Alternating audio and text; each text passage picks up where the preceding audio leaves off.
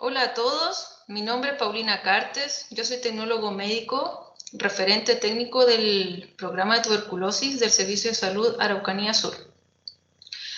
Bueno, hoy les quiero presentar, con el motivo, ¿cierto?, de la mesa intersectorial para la formación de monitores, lo que nosotros hacemos para el diagnóstico de la tuberculosis. ¿Ya? Bueno, todos nuestros procedimientos están basados en la norma técnica para el control y eliminación de la tuberculosis. Esta fue publicada el año 2022 y con esta es la que nos estamos rigiendo actualmente. El programa también para todos los laboratorios tiene un manual de procedimientos técnicos. ¿Ya? Por lo tanto, en cualquier parte de Chile, todos los procedimientos se realizan de la misma forma, ¿ya? Al igual que la guía de bioseguridad de diagnóstico para laboratorios de tuberculosis. Como introducción, contarles que nosotros contamos con 3 niveles de laboratorio según las técnicas que estos procesan. Tenemos un laboratorio de referencia nacional o de tipo 1 que realiza baciloscopía, cultivo y además pruebas de susceptibilidad a drogas. Tenemos laboratorios de nivel intermedio o tipo 2 que realizan baciloscopías, cultivos y además biología molecular para la detección de micobacterio en tuberculosis y resistencia a rifampicina. Y los laboratorios tipo 3 que realizan solamente baciloscopías. Y aquellos establecimientos que no cuentan con laboratorio son tomas de muestras. Ahora, ¿por qué nosotros necesitamos realizar un diagnóstico de la tuberculosis? En primer lugar, porque los signos y síntomas de la enfermedad no son específicos, ¿ya? Son tos, hemoptisis, fiebre, baja de peso, ¿cierto? Que son síntomas que puede tener cualquier otra enfermedad. Y también, ¿cierto?, las manifestaciones radiológicas son sugestivas, pero no específicas. El diagnóstico de certeza, ¿cierto?, lo vamos a realizar a través del laboratorio demostrando la presencia de los bacilos, ya por medios de prueba molecular, baciloscopías o cultivos. Aquí pueden ver 3 fotos, ¿cierto?, en donde le mostramos un GeneXpert, que es la prueba molecular, la foto del centro, las baciloscopías, y luego a su derecha los cultivos de Lowenstein-Jensen. Vamos a hablar de qué se trata cada una de las técnicas para que las puedan conocer. Además de las técnicas, ¿cierto?, de laboratorio, hay que considerar la historia clínica de los pacientes, los antecedentes familiares, también PPD y la radiología. Es un conjunto de todas las técnicas, ¿ya? Y los métodos directos van a ser los que nosotros vamos a conocer ahora. Tenemos la baciloscopía, el cultivo y la biología molecular. En primer lugar, la biología molecular, nosotros procesamos una técnica que se llama PCR en tiempo real. Nuestra marca comercial es GeneXpert MTB-RIF. Entonces, este examen lo que busca es adelantar los tiempos de diagnóstico el diagnóstico de la tuberculosis y además de la resistencia a fármacos, ¿ya? Permite un diagnóstico rápido y ofrece además la posibilidad de conocer la susceptibilidad a rifampicina en un estudio que dura menos de 2 horas. Este examen nos permite detectar ADN o fragmentos de ADN, por lo que no indica viabilidad bacilar. Tiene una gran sensibilidad, si se fijan, tiene un 11.4 unidades formadoras de colonia por ml. Y además, los marcadores que utiliza para detectar mutaciones en el gen RPO beta, que son los relacionados con la resistencia a rifampicina, de un 99,5%. Y una gran ventaja que tiene es que no se observa reactividad cruzada con micobacterias no tuberculosas. En cuanto a la baciloscopía, nosotros lo que hacemos es detectar o reconocer al microscopio bacilos ácido alcohol resistentes, ya lo que significa que la técnica también puede teñir otras micobacterias que sean no tuberculosas, lo que no pasa con la biología molecular. La tinción que nosotros utilizamos se llama Decil-Nielsen. Es un método muy barato y de amplia cobertura. Tiene una alta especificidad de un 98% y la sensibilidad no es muy buena, de un 22 a un 43%, lo que varía también dependiendo de la condición epidemiológica, la calidad y el tipo de muestra que analicemos. Acá, lo que se condice con la sensibilidad baja es la gran cantidad de bacilos que la muestra necesita para que sea positiva. Si se fijan, está entre 5.000 a 10.000 bacilos por ml de muestra para que salga positiva, a diferencia de la biología molecular, que era de un 11.4. ¿Ya? Bueno, el tiempo de respuesta es de 48 horas y, cierto, su especificidad es muy elevada, pero su sensibilidad es baja. Tampoco podemos distinguir micobacterias no tuberculosas. Tampoco podemos distinguir si estos bacilos son viables o no. ¿Ya? Solo vemos bacilos ácido-alcohol resistentes. En cuanto al cultivo de Koch, sigue siendo nuestro gol estándar para el diagnóstico y además seguimiento de casos. Es más sensible, si se fijan es de 10 a 100 unidades formadoras de colonias por ml. Permite identificar micobacterias, ¿ya? También permite realizar estudios de susceptibilidad a una gran cantidad de drogas, ya cuando los pacientes son diagnosticados y están en tratamiento. Y su negativización asegura la curación del enfermo, ya que de las tres técnicas es el único que nos permite estudiar y ver viabilidad bacilar, ya que el bacilo debe reproducirse, crecer, ¿cierto?, desarrollarse para poder ser visible macroscópicamente y hacer, ¿cierto?, su colonia. La gran dificultad del cultivo es que demora mucho. Ya tiene un tiempo de respuesta de 30 a 60 días. Si lo comparamos con la biología molecular, que demora 2 horas, y una baciloscopía, ¿cierto?, que igual la podemos tener lista dentro de 48 horas, su resultado es muy tardío. Si bien es sensible y específico, nos demora mucho. Además, necesita mayores recursos técnicos, es de mayor complejidad y costo, requiere personal más capacitado para realizarlo y más condiciones de bioseguridad. ¿Ya? Por esto es muy difícil que los cultivos se hagan a nivel periférico y se centran en los laboratorios de nivel intermedio que les nombré anteriormente. Bueno, en resumen, las técnicas bacteriológicas, ¿cierto? Tenemos que la microscopía es muy rápida, pero tiene baja sensibilidad. Decíamos, ¿cierto?, de 5.000 a 10.000 bacilos por ml de muestra para que sea positivo. El cultivo es muy sensible, muy específico, pero muy lento. Y que nos viene a solucionar, ¿cierto?, las desventajas de estas dos técnicas es la biología molecular, ¿cierto?, que detecta Mycobacterium tuberculosis y además resistencia a rifampicina en un tiempo de 2 horas, con una gran especificidad de un 99%. La gran desventaja de la biología molecular es su costo. Tiene un costo alrededor de 25.000 pesos por determinación, en comparación de una baciloscopía que vale 400 pesos y un cultivo de Koch alrededor de 3.000 pesos. Entonces, estas técnicas, ¿cierto?, podemos detectar e identificar la tuberculosis, permitiendo tomar decisiones para el tratamiento o aislamiento de pacientes.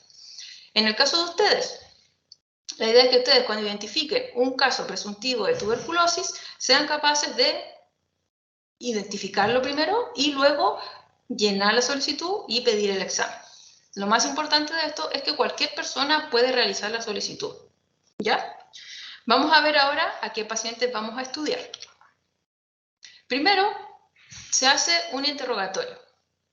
¿A quién? A las personas de más de 15 años que tengan tos y expectoración por al menos 2 semanas y además se asocie a un grupo vulnerable para tuberculosis. ¿Quiénes son? Los mayores de 65 años, inmigrantes de países de alta incidencia, diabéticos, alcoholismo, situación de calle, privados de libertad, pueblos indígenas, expuestos a sílices o con silicosis, personal de salud, inmunosuprimidos, poblaciones cerradas o marginalidad socioeconómica. ¿Ya? Tiene que presentar la tos por más de 2 semanas o un grupo, y además un grupo vulnerable. Y si no tiene ningún grupo vulnerable, estar asociado a un síntoma de tuberculosis, que puede ser fiebre, baja de peso, sudoración nocturna o hemoptisis. Entonces, nosotros, ¿qué vamos a hacer en el laboratorio? Vamos a realizar la prueba de diagnóstico de inicio, que es la biología molecular. ¿Ya?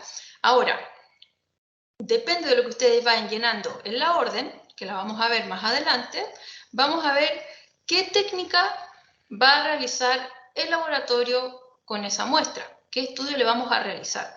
Por eso es tan importante que en este curso, y lo que yo quiero que ustedes más aprendan, es la importancia del llenado de la solicitud bacteriológica de tuberculosis, porque según eso van a determinar el algoritmo diagnóstico de este paciente, ¿ya? Entonces, si se fijan, si ustedes en la orden completan que este paciente es un contacto, es una muestra extrapulmonar, un menor de 15 o una persona con coinfección retroviral, se le va a realizar la prueba molecular y además un cultivo. Entonces, si no se llena bien la solicitud, puede que ese estudio bacteriológico quede incompleto. ¿Ya? Bueno, también se va a realizar cultivo a todas las muestras que resulten positivas, porque después vamos a realizar la prueba de susceptibilidad a drogas. Ahora, si ustedes tienen un paciente, una persona que ustedes conocen, un caso presuntivo de tuberculosis, una vecina, un amigo, que le pidieron el examen y dio negativo y sigue con síntomas, ¿qué hacemos? Ustedes van a tener que indicar que tiene persistencia de síntomas. ¿Por qué? Porque nosotros vamos a volver a repetir la biología molecular y además a ese paciente le vamos a agregar un cultivo de Koch. Y siempre asegurar que la muestra sea de buena calidad. Ahora, la condición de persistencia de síntomas con bacteriología negativa se debe consignar, porque nosotros así le agregamos el cultivo. Si ahora esta muestra vuelve a salir negativa, lo que se hace es comunicarse con el equipo local para que ese paciente sea derivado al referente clínico, ¿ya? Y él va a determinar si es o no una tuberculosis o si no averiguar el origen de estos síntomas. Para esto, ¿cierto? Vamos a llenar el formulario de solicitud de investigación bacteriológica de tuberculosis. Como dice la norma técnica, debe ser llenado con toda la información requerida, pues esto permitirá tomar decisiones de acuerdo a nuestro algoritmo vigente. Y al final de la presentación se lo voy a dejar para que después lo puedan ver con mayor detalle. Aquí está el formulario de investigación bacteriológica. Como les decía anteriormente, está normado por el programa a nivel nacional, por lo tanto, en todo Chile es el mismo, ¿ya? Bueno, en primer lugar, ¿cierto? Tenemos los datos demográficos del paciente, ¿ya? Súper importante que lo completen bien, porque así después nosotros podemos ubicar a estos pacientes, sobre todo el domicilio y el teléfono. Es súper importante, si nos llega a salir positivo, nosotros tenemos que después saber cómo ubicar a esta persona, ¿ya? Luego, nos preguntan para qué estamos solicitando este examen. Lo más probable es que ustedes vayan a solicitar una pesquisa, ¿ya? Entonces le marcan ahí que es pesquisa de caso presuntivo de tuberculosis o pesquisa CPT, que dice ahí en el cuadrito. Luego, si es una sospecha clínica, eso lo puede llenar solo el médico cuando es sospecha clínica. Controles de tratamiento, ¿cierto? Que eso ya también está destinado para los equipos locales cuando tienen pacientes que ya fueron diagnosticados. Si son sospechas de micobacterias no tuberculosas, generalmente se utiliza en pacientes con coinfección retroviral o inmunosuprimidos. Y como les comentaba anteriormente, persistencia de síntomas, que es cuando hay una persona que se le realizó el examen, le salió negativo, lo volvemos a realizar, además agregamos el cultivo y vuelve a salir negativo. Por lo tanto, ahí sería persistencia de síntomas. Luego, los antecedentes de tratamiento. Si es un caso nuevo, previamente tratado o recaída. Si es un previamente tratado, pero pérdida de seguimiento, que significa que un paciente abandonó tratamiento. Se diagnosticó, se trató por un tiempo y abandonó. ¿Por qué es importante este dato? Porque estos pacientes tienen mayor riesgo de hacer una resistencia a las drogas antituberculosas. Por eso, para nosotros como laboratorio es muy importante que ustedes nos pasen ese antecedente. Y también sospechas de fracaso. Ya esto es igual para cuando los equipos locales tienen pacientes en tratamiento y estos pacientes no han negativizado sus pruebas bacteriológicas. El tipo de muestra, ¿cierto? Como ya sabemos, la tuberculosis puede localizarse en cualquier parte de nuestro organismo. Generalmente va a ser pulmonar, por las condiciones aeróbicas, ¿cierto? De nuestros pulmones se van a localizar ahí, pero también puede localizarse en otras partes, ¿ya? Pero lo que nosotros vamos a ver en nuestra comunidad, y ustedes lo más frecuente que se ve, el 99% de las veces, son las tuberculosis pulmonares. Y a continuación están los grupos vulnerables. Si se fijan ahí están especificados los que les nombré anteriormente. Por lo tanto, siempre que ustedes ubiquen un caso presuntivo, tiene que tener un factor de riesgo. Esta parte no puede venir vacía. ¿Esto es por qué? Porque como les comentaba anteriormente, una prueba de biología molecular tiene un alto costo. Por lo tanto, es necesario que nos aseguremos que lo estamos solicitando a quienes corresponden. ¿Ya? No deberían llegar solicitudes sin estos datos. Bueno, y también si ustedes ven que es otro grupo, tienen que ahí escribir o especificar, justificar por qué están pidiendo ese examen. ¿Ya? Identificación del solicitante, la fecha en que lo solicitó, la fecha de la toma de muestra y quién tomó esa muestra. Ahora vamos a aprender qué tenemos que hacer para tomar la muestra, ¿cierto? Primero se realizan, ¿cierto? Bueno, lo que más nosotros utilizamos en todos nuestros establecimientos de atención primaria son las muestras de esputo, ¿cierto? Estamos sospechando una tuberculosis pulmonar, por lo tanto le solicitamos esputo o expectoración, ¿ya? Para realizar nuestras pruebas bacteriológicas. Ahora, cada establecimiento o ustedes, donde estén, tienen que ver dónde van a tomar esa muestra. Y si no cuentan con un espacio para tomar las dos muestras, ¿cierto? Lo que hacen es decirle a la persona, le tienen que entregar las cajitas y decirle que al día siguiente les entregue la muestra o vaya a su consultorio más cercano a dejarla, ¿ya? Por eso tienen que decidir y organizar quién, cuándo y dónde van a realizar este procedimiento. La toma se debe hacer siempre en un lugar privado, bien ventilado e iluminado. Esto es por normativa técnica, ¿ya? Evitando riesgo para el resto de los consultantes y para el equipo de salud. Entonces, si yo tengo un baño público que no puedo cerrar después de la toma de muestra, no lo puedo utilizar, ¿ya? Siempre resguardar privacidad, que podamos después ventilar y que sea iluminado. Ahora, esta toma de muestras se realiza de forma seriada, que quiere decir que se deben obtener 2 muestras, idealmente en el momento que ustedes localizan a esta persona. ¿Ya?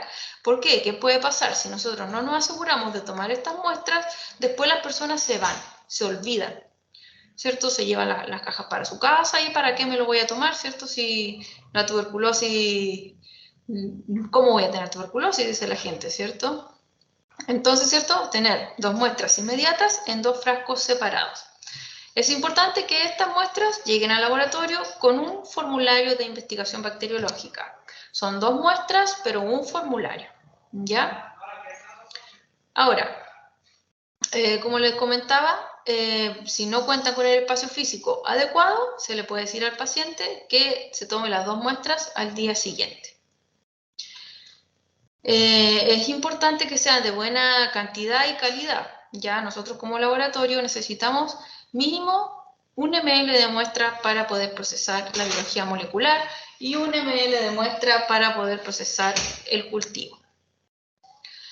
Las muestras deben ser mantenidas siempre en temperatura de refrigeración y trasladadas en condiciones óptimas hasta su almacenamiento, hasta su procesamiento o hasta que la lleven al laboratorio.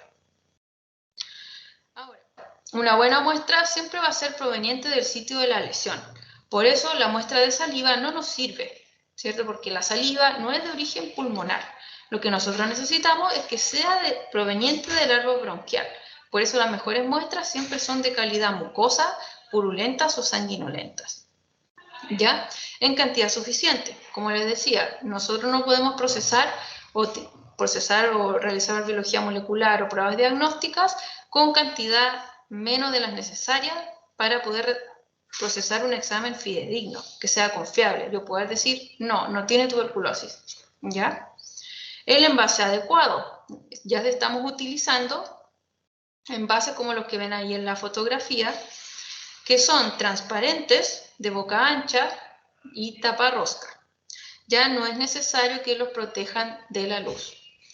¿Cuál es la idea? De que el envase sea transparente, que ustedes puedan ver tanto la calidad como la cantidad de la muestra antes de llevarla al laboratorio. Si ustedes ven que es muy poquitito, que no va a alcanzar, le dicen al paciente que repita el procedimiento. Puedo repetirlo 2 o 3 veces por cajita, no hay problema. ¿Ya? Lo que se está utilizando hoy día en el programa son frasquitos asimilables a los frasquitos que se usan para toma de orina de 60 ml.